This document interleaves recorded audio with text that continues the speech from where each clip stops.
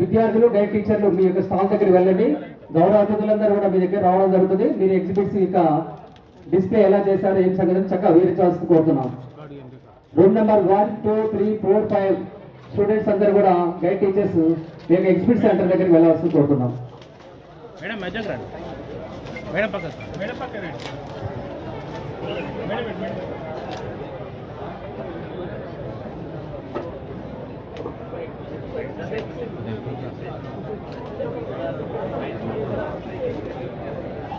ఈనాటి విజ్ఞాన శాస్త్ర మేళ నల్గొండ జిల్లా యొక్క జిల్లా స్థాయి కార్యక్రమానికి నల్గొండ పట్టణ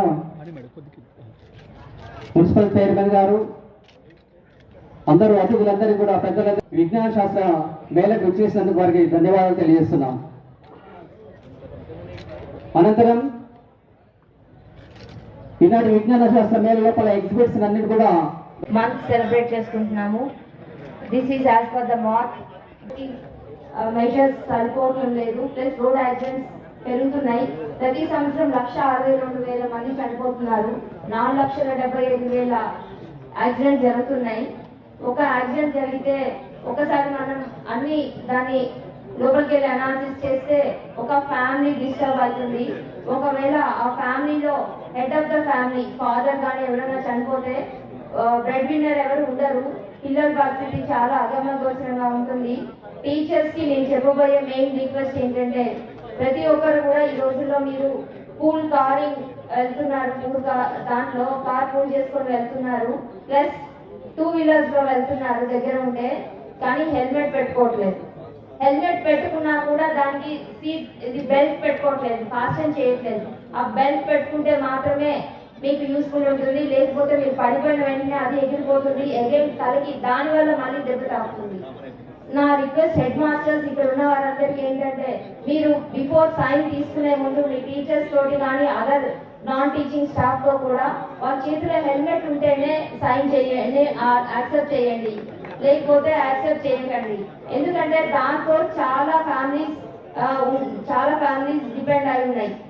ఇంకొక విషయం, మీరు కార్ పూలింగ్ లో వెళ్ళినట్లయితే సీట్ బెల్ట్ బ్యాక్ వాల్ కూడా పెట్టుకోవాలి.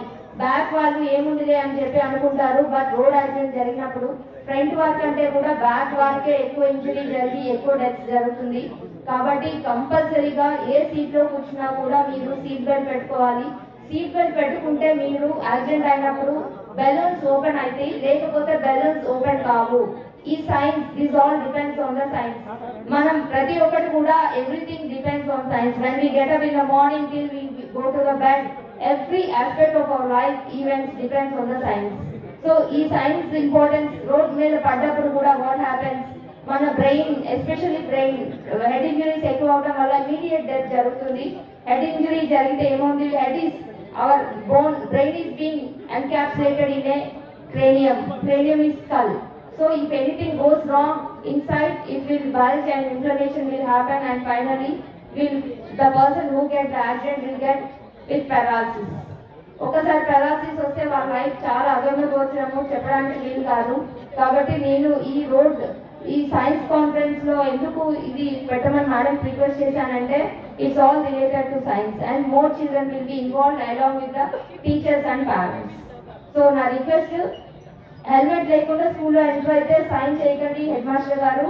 అలాగే టీచర్ కూడా సీట్ బెల్ట్ పెట్టుకోకుండా కూడా ఎవరు ట్రావెల్ చేయొద్దు అని చెప్పి మనవి. పిల్లలకి మైనర్ డ్రైవింగ్ ఇవ్వకండి.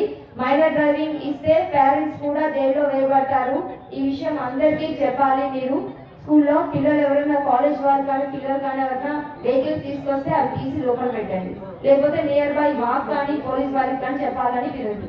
Thank you. స్కూల్ నుంచి మాకు పర్టికులర్ హెడ్ మాస్టర్ కానీ ప్రిన్సిపల్ కానీ మాకు ఇన్ఫార్మ్ చేసి మేము ఆ స్కూల్కి వచ్చి మొత్తం road safety awareness programme conduct చేస్తాం.